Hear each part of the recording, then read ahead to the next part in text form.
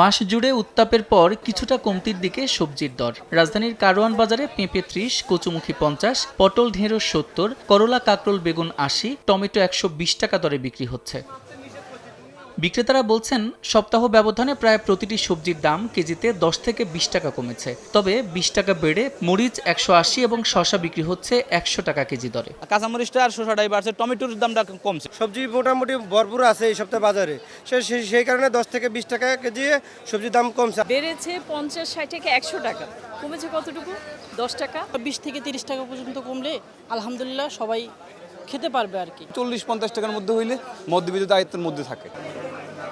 এদিকে ভরা মৌসুমেও চড়া ইলিশের দাম স্বাদ ও সাধ্যে না মেলায় অনেকেই ফিরছেন দাম দর করে। ১ কেজি ওজনের প্রতি পিসের দাম ঠেকেছে ২৫০০ টাকায়। ৮০০ থেকে ৯০০ গ্রামের ইলিশ বিক্রি হচ্ছে ২২০০ টাকা দরে। তবে অন্যান্য মাছের দাম বাড়েনি বলে দাবি বিক্রেতাদের।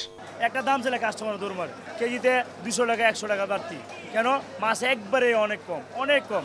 ২২০০-২৩০০ টাকার নিচে কোনো কেজি নাই।